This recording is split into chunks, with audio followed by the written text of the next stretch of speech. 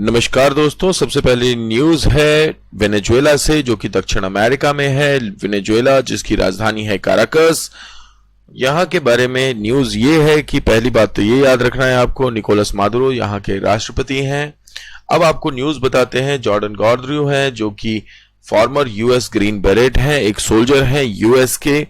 इन्होंने इस बात का खुलासा किया, ये सीक्रेट आउट किया कि ऑपरेशन गिडियन चलाया जा रहा है। यूएस के 60 से ज्यादा ट्रुप लैंड और सी के माध्यम से वेनेजुएला भेजे जा रहे हैं, क्योंकि यूएस वेनेजुएला के राष्ट्रपति निकोलस मादुरो को अपने पद से अपदस्थ करना चाहता है। ऐसी एक कोशिश 2019 में भी की गई थी, जिसको दबा दिया गया था, लेकिन अभी भी ये कोशिश जारी है। इस तरीके की कोशिशें, इस बात का नया खुलासा हुआ है। तो जो ऑपरेशन आपको याद रखना है, ऑपरेशन गिडियन 2020 में, जो कि यूएस द्वारा वेनेजुएला में चलाया जा रहा है। वेनेजुएला के राष्ट्रपति निकोलस मादुरो को उनके पद से हटाने के लिए, ऐसा कहा है जॉर्डन गॉर्डरियो ने।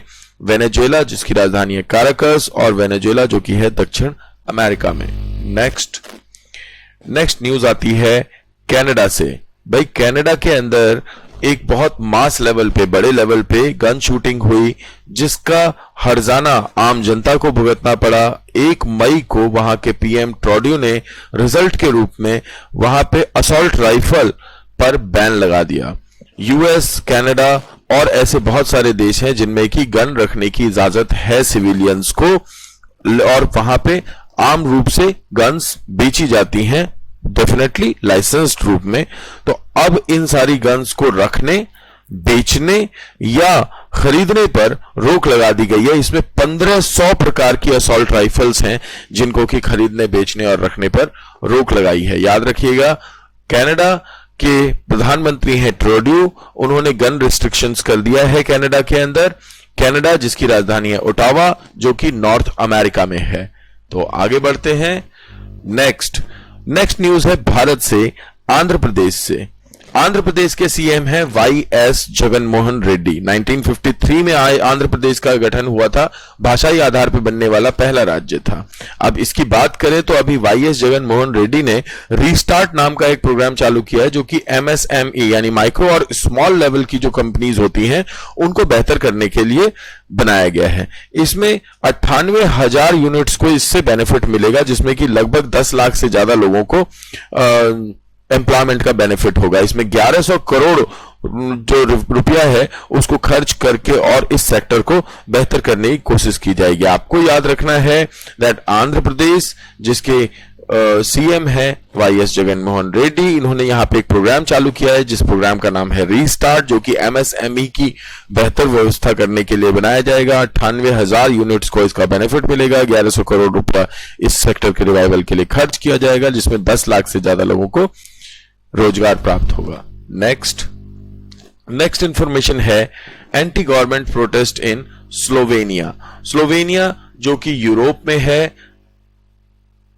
और आज की जो न्यूज है उनमें खास चीज है कि इनकी कैपिटल्स बहुत इंपॉर्टेंट हैं। तो स्लोवेनिया जिसकी कैपिटल है लुब्लियाना यानी लुब्लियाना, आप याद रखेंगे, स्लोवेनिया की कैपिटल है लुब्लियाना। और ये 8 मई को यहां पे बहुत सारे प्रोटेस्ट किए गए, क्योंकि यहां पे जो जेनिस जानसा, ये नाम आप याद रखेंगे, जेनिस जानसा, जो कि पावर को अपने हाथ में लेने की तरफ जा रहे हैं, क्योंकि वो लोगों की फ्रीडम को कम कर रहे हैं। माइग्रेंट्स पे पर्सनल अटैक्स हो रहे हैं, इसलिए पुलिस अपनी शक्तियों का दुरुपयोग कर रही है। तो डेमोक्रेसी जो है वो नीचे जा रही है, फ्रीडम नीचे जा रही है, इसलिए वहां के लोगों ने सरकार के खिलाफ एक बहुत बड़ा प्रोटेस्ट निकाला। तो आप याद रखेंगे, स्लोवेनिया यूरोपियन कंट्री है जिसकी की कैपिटल है लुब्लियाना, और वहां पे जेनिस जानसा वहां के चीफ प्राइम मिनिस्टर हैं, जिनके खिलाफ लोगों ने विद्रोह और प्रदर्शन किए। Next, attacks on Burkina Faso. Burkina Faso, मैंने बताया था आपको कि आज की जितने भी न्यूज हैं उसमें कैपिटल्स बहुत महत्वपूर्ण होने वाली हैं। बुर्किना फासो जिसकी कैपिटल है उआगाडुगु या उआगाडुआगु। तो बुर्किना फासो है अफ्रीका में और इंपॉर्टेंट है। तो 31 मई यानी कि एंटी टोबैको डे वाले दिन यहां पर 20 लोगों को मार दिया गया कैटल मार्केट बुर्किना फासो में। जो गनमैन थे वो एंटर हुए और उन्होंने बाइक्स पे जाते समय और गोलियां चला दी। तो ये स्थिति हुई है बुर्किना फासो की। यहां पे अटैक हुआ है जिसे कि टेररिस्ट अटैक कहा जा सकता है। तो ये अटैक इन बुर्किना फासो की कैपिटल है ओगाडुगु। बुर्किना फासो है अफ्रीका में। तो आगे बढ़ते हैं जी। This lady is Carmen Reinhart. याद रखेंगे आप, ये महत्वपूर्ण नाम है कार्मेन रेनहार्ट, जो कि 15 जून के बाद न्यू वाइस प्रेसिडेंट और चीफ इकोनॉमिस्ट होंगी वर्ल्ड बैंक ग्रुप की। तो वर्ल्ड बैंक ग्रुप के अभी प्रेसिडेंट हैं डेविड मालपास, ये याद रखेंगे आप। तो वर्ल्ड बैंक है क्या? वर्ल्ड बैंक जो है वो ब्रेटन वुड्स ट्विंस कहे जाते हैं। Bretton Woods twins. तो वर्ल्ड बैंक, आईबीआरडी और आईएमएफ, इनका गठन ब्रेटन वुड्स में हुआ था, इसलिए इन्हें ब्रेटन वुड्स ट्विंस भी कहा जाता है।